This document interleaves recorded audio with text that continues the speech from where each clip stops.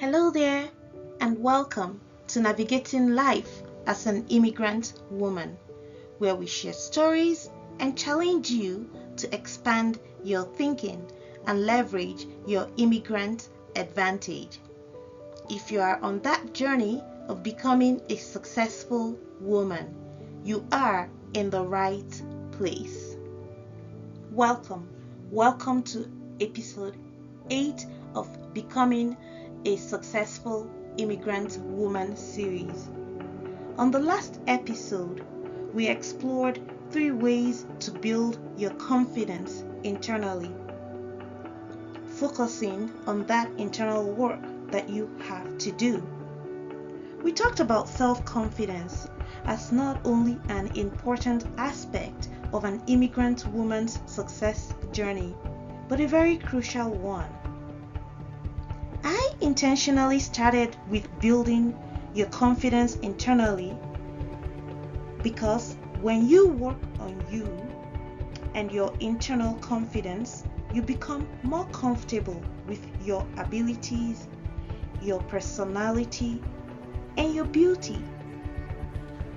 These are things that you own, and no one can take them away from you.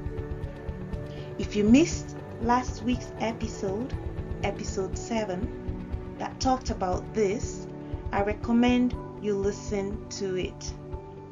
Today, our focus is on external confidence building.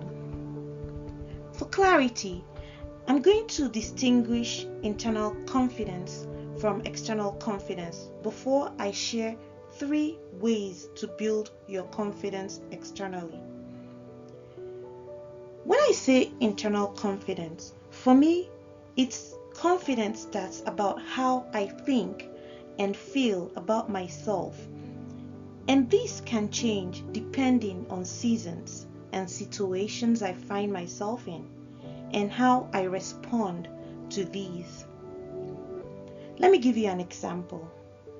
I'm usually confident and I have overseen many events hosting hundreds of people. But when I planned my first book event, I was not feeling very confident that I could pull it off. I didn't have the team I would have had at work.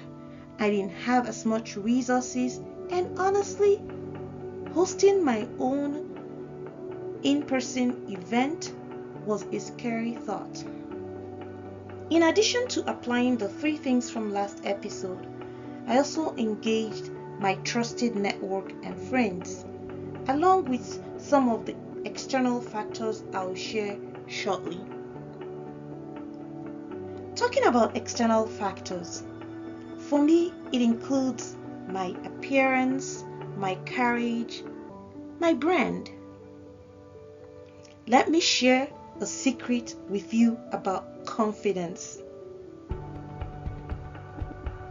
Confidence expands and strengthens based on a feedback loop. There it is. I'm gonna go straight into the first factor to be able to explain the feedback loop well for you. So first external factor is your appearance. Here's a question for you. How do you feel when you wear a dress you know you rock really well versus something you don't feel sure about? You get my drift, right?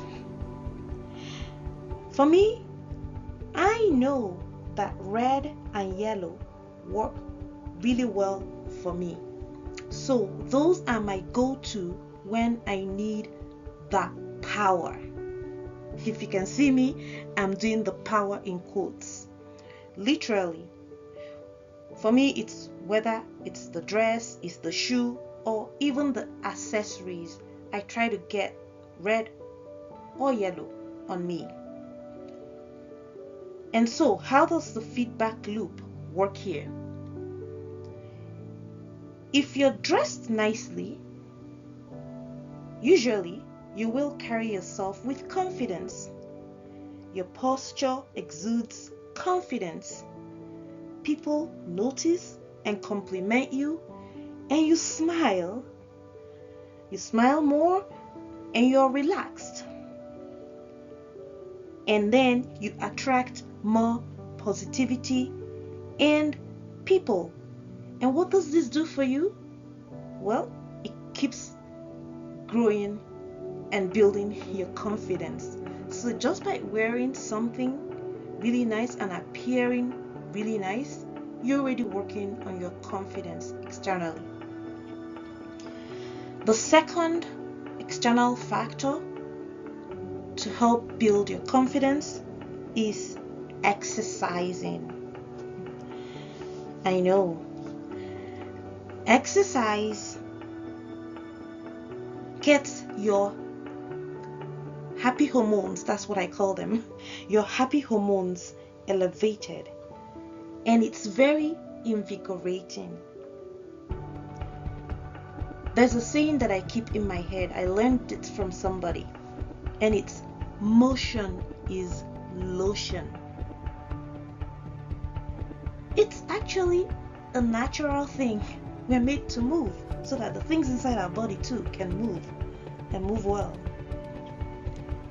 Here is how confidence comes in here in some way.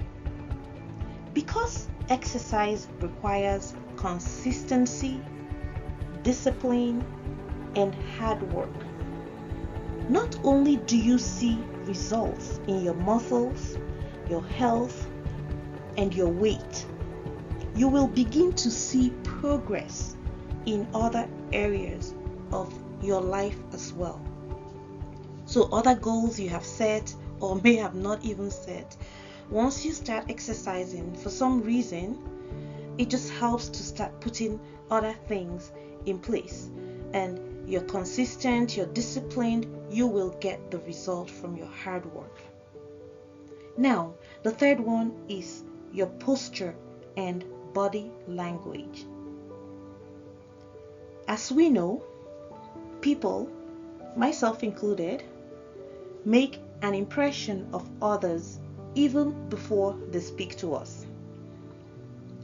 This is why body language is important.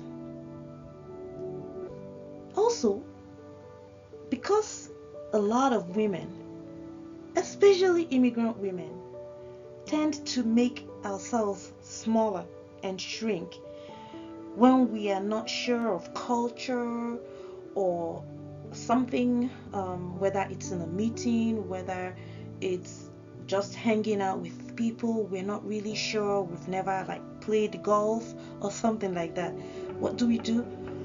Either we don't even show up in those places, or when we do show up, we make ourselves smaller. I'm gonna share a resource that I find very useful when working on body language to be a winner. It's a TED Talk by Amy Cuddy, and it's titled, "Your Body Language May Shape Who You Are." I refer to this video often, and I find it very useful. Again, especially in those places where I'm not very comfortable or I don't really know what may be expected and I'm just learning. I encourage you to check this video out. It's about 20 minutes long, but you will enjoy it. And actually, I saved it and I refer to this, whether it's going for an interview, whether it's going into a meeting or into crucial conversations, difficult conversations. It helps when you take that deep breath and make sure you're carrying yourself well. So those are the 3 things that I wanted to share today on building your confidence, part 2, from an external focus. I hope you've got a few nuggets to help you on your success journey.